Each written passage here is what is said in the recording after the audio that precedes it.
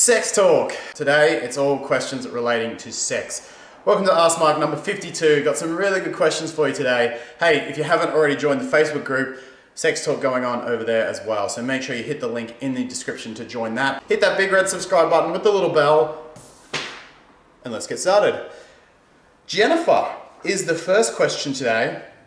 And she says, sex is so much more than just something you enjoy or an expression of yourself. Sex is deeply sacred. Also, sex can have huge consequences like STDs and pregnancy. How do you address these topics of sex, Mark? What is your advice? Well, Jennifer, as you probably have learned from watching this channel, I'm not one to put sex up on a big pedestal.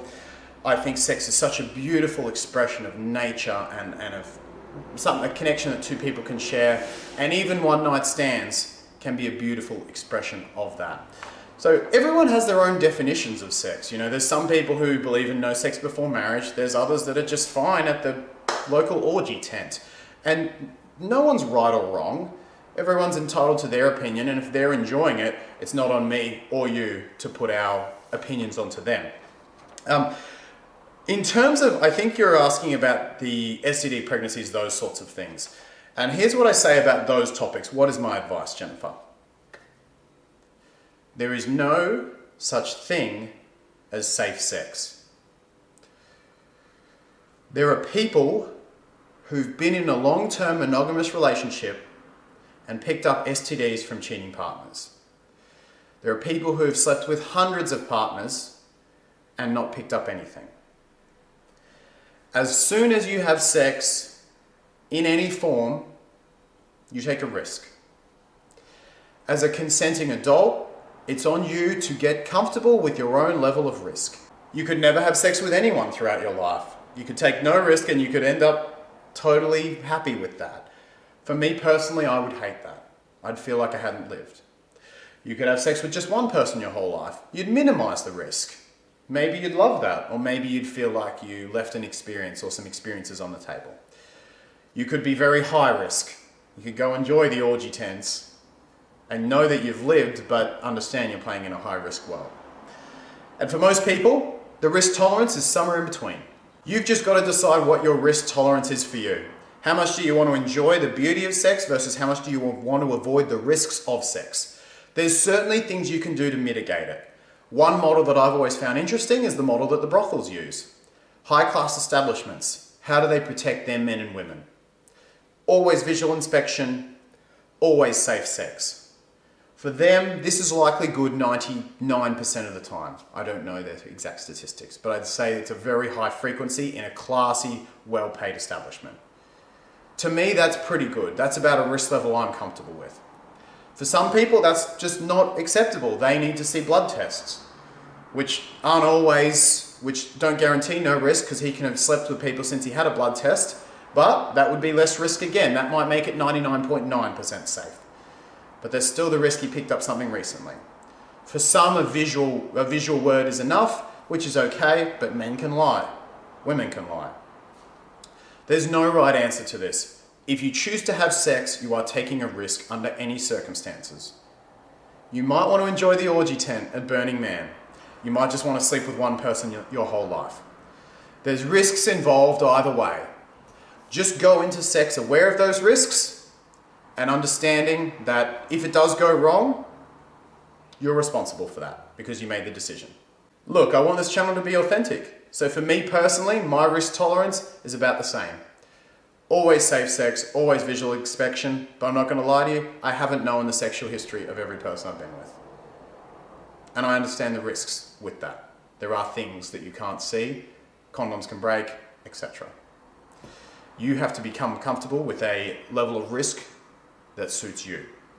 Second question is from 𝐓𝐇𝐈𝐒, who says, it's been almost a month and I'm staying in my boyfriend's place. We've been in a relationship for a year now. This is the longest time we've stayed together and I feel like he's not sexual anymore. He keeps saying he's tired. I'm really worried I'm not attractive anymore or he doesn't love me anymore. I can't go through this heartbreak again. Well, the biggest thing here, I'd say, 𝐓𝐇𝐈𝐒, and this can happen in a lot of relationships, is that closeness, while comforting, can kill desire. You've worded this in an interesting way, by the way, because you've said, I've moved into my boyfriend's place.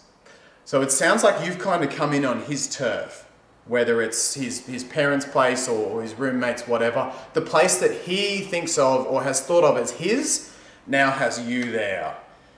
And that for him is going to close that distance significantly, probably more so than for you.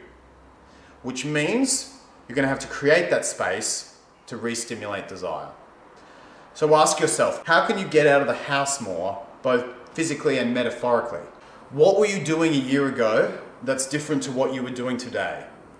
You need to redouble that, because now you're living with him, you need more of a conscious effort to create space than you would have when you were living apart.